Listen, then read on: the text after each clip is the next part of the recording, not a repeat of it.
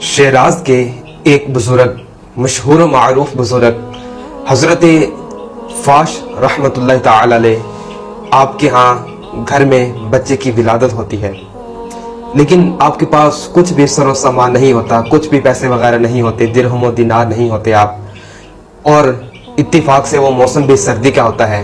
آپ بڑے پریشان ہوتے ہیں، آپ بہت زیادہ پریشانی کے عالم میں سو جاتے ہیں۔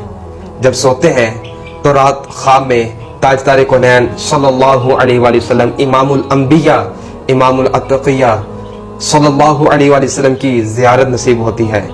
نبی پاک صلی اللہ علیہ وآلہ وسلم حضرت فاش رحمۃ اللہ تعالی علیہ سے پوچھتے ہیں کہ آپ پریشان ہیں۔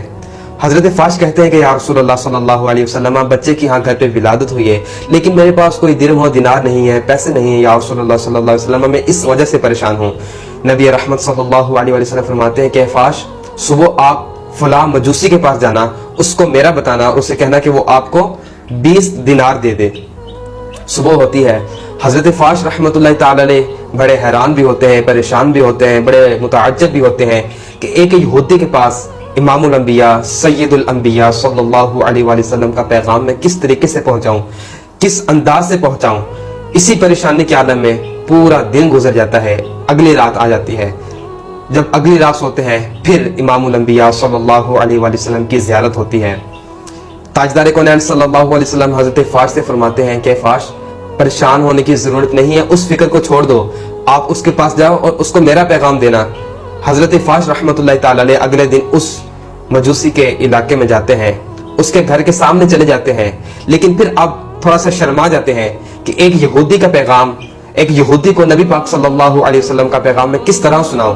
وہ یہودی آپ کو دیکھ کر پوچھتا ہے کیا آپ کو کوئی حاجت ہے؟ حضرت فاش رحمۃ اللہ تعالی علیہ کہتے ہیں جی ہاں، مجھے حاجت ہے، مجھے نبی کریم صلی اللہ علیہ وآلہ وسلم نے آپ کی بارگاہ میں بھیجا ہے۔ وہ کہنے لگا اچھا، حضور نے بھیجا ہے، یہ لیجئے 20 دینار رکھ لیجئے۔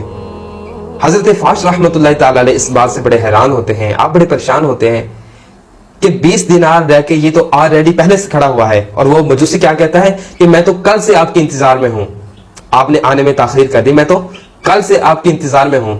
حضرت فاش رحمۃ اللہ تعالی علیہ سے پوچھتے ہیں کہ یہ بتا کہ وہ جو بزرگ خواب میں آئے تھے ان کا حلیہ کیسا تھا؟ وہ مجوسی کہتا ہے جس طرح وہ حلیہ بتاتا ہے۔ حضرت فاش رحمۃ اللہ تعالی علیہ کہتے ہیں کہ یہی تو ہمارے حضور ہیں، انہی نے تو مجھے آپ کی بارگاہ میں بھیجا تھا۔ وہ مجوسی کہتا ہے کہ حضور مجھے اپنے گھر لے چلیے۔